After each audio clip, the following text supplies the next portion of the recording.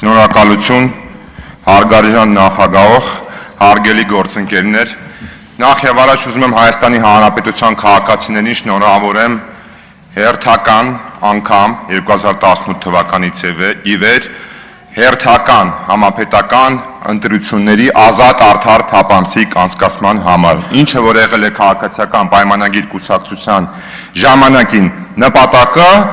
ներկայում այդ նաև քաղաքական օրակարգը ներկայումս մեր առաքելությունն է, որը որ մենք պատվով կրում ենք որպես Հայաստանի Հանրապետությունում կառավարող ուժ։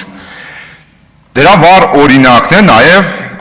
այս մեր ներկայիս դահլիճն է, որովհետև ինչպես որ պնդում են մեր ընդդիմադիր գործընկերները, եթե մենք լինեինք բռնաճնշող, հետապնդող, հալածող, ապա առնվազն այս դահլիճի այս մի շարքն էլ լինելու ընդդիմադիր, այլ ոչ թե մեծամասամբ 50-50 կարելի ասել գրեթե կիսացենք եւ այդ թվում նաեւ մեծամասնություններ ձեզանից հայտնվելու բանտերում, ինչպես որ ժամանակին Հայաստանի Հանրապետությունում իրականում եղել է, բայց ի պատիվ մեզ մենք մեր առաքելությունը, ինչպես ասեցի, պատվով տանում ենք։ Ինչ վերաբերվում է մեր ընդդիմադիրների կողմից պարոն Ռուբինյանի մասով հնչեցվող տարբեր հարցերի, այդ թվում նաև ենթատեքստով մեղադրանքների, ես ինչ-որ չափով ուրախանում եմ, որ պարոն Ռուբինյանին անդադ է Թուրքիայի պահը հնչեցվում է, թե Թուրքիայում, որ սովորել եք էլի պարոն Ռուբինյան ինչ կար, ինչու համար եմ ուրախանում, որովհետև այդ հարցադրման եւ ենթատեքստի որոշակի աբսուրդ է պարունակում, որովհետև ես նաև ինչպես գիտեք այդ թվում ես եմ տեխնացու ունենալու եւ հույսով եմ, որ գոնե սա որոշակի առումով դասանելով իմ ժամանակ չեք գա եւ ինչ չեք ասելու եղբայր Բաքվում ես ծնվել իսկ ինչու ես ադրբեջանցի հանդիպել ես ինչու ես այդտեղ ծնվել առավել եւս որ կասկած չունեմ որ այս ընդհանուր դահլիճի մոտավորապես 20 եւ 30%-ը օրինակ միանշանակ եղել է Թուրքիայում, Ստամբուլում, Անկարայում, Կարսում, Իգդիդում, ինչու ոչ նաեւ Անտալիայում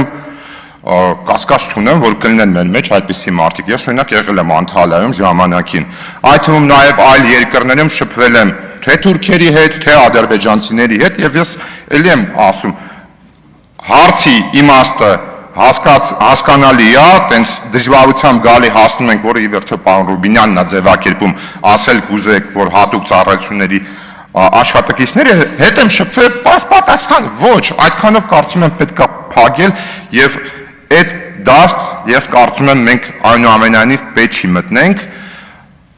դրա պատճառն է հետեւյալն է, եթե մենք այդ օրակարգով հարգելի գործընկերներ շարունակենք, դրան է կա շատ վառ օրինակ, թե ինչու համար հարգելի ուժը Հայաստան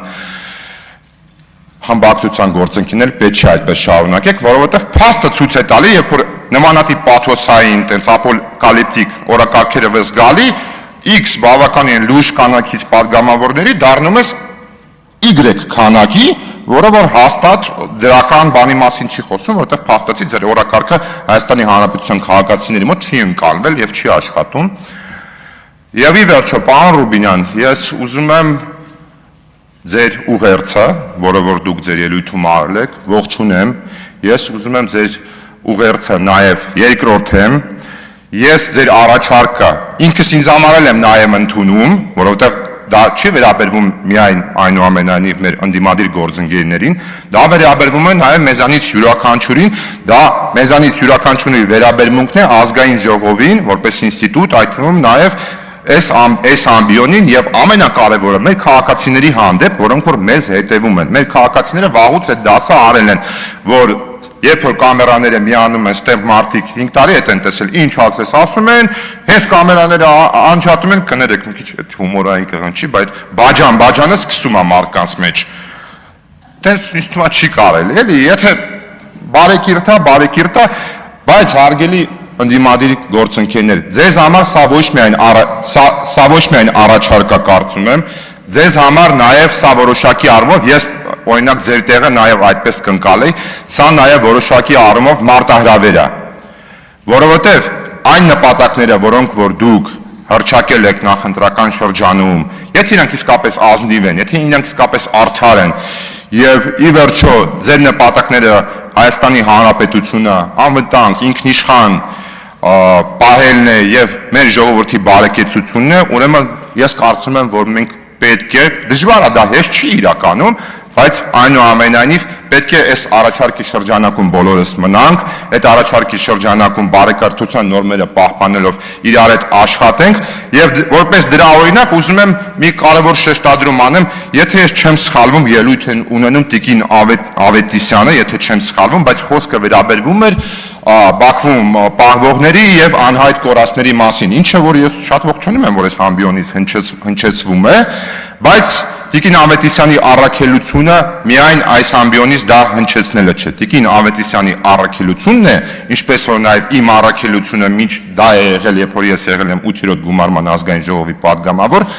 եւ ինչպես որ լինելու է հիմա, երբ որ ես 9-րդ գումարման ազգային ժողովի падգամավորն եմ, այո, այդ ուղղությամբ աշխատելն է։ Իսկ այս աշխատանքը չի ընդհանրում բացառապես գալես ամբիոնի մոտ, բարձրաձայնել մեր Բաքվում պահվողների հարցերի վերաբերյալ տարբեր լոզունգներ, այդ թվում նաև անհայտ կորածների մասով, այլ գնալ եւ անհատապես անհատական այդ մարդկանց խնդիրներով զբաղվել եւ այդ կոնտեքստում անձամբ ես առաջիկայում միանշանակ Տիկին Ավետիսյանին անելու եմ առաջարկ, մասնավորապես անհայտ կորածների խնդիրների մասով ես իր հետ մեծ հաճույքով եւ մեծ սիրով պատրաստ եմ համագործակցել, որպեսզի մենք գնանք եւ հասնենք այդ խնդիրների լուծմանը եւ այդ խնդիրները լուծումները հեշտ չեն, շատ բարդ են իրականում, դա ասում եմ պատասխանատու, քանզի եղել եմ անհայտ կորածների խնդիրներով զբաղվող հանձնաժողովի անդամ։ Այսքանը շնորհակալություն եւ ես բոլորիս ուզում եմ մաղթեմ, որ մենք ելի եմ ասում, պետք է լինենք հնարավորինս լինենք բարեկարգության շրջանակում եւ մեզ բոլորիս մաղթում եմ արդյունավետ աշխատանք ի նպաստ Հայաստանի Հանրապետությանը եւ Հայաստանի Հանրապետության ժողովրդին։ Շնորհակալություն։ Շնորհակալություն, պարոն Գաբրիելյան, ելույթի համար թող նախապատրաստվի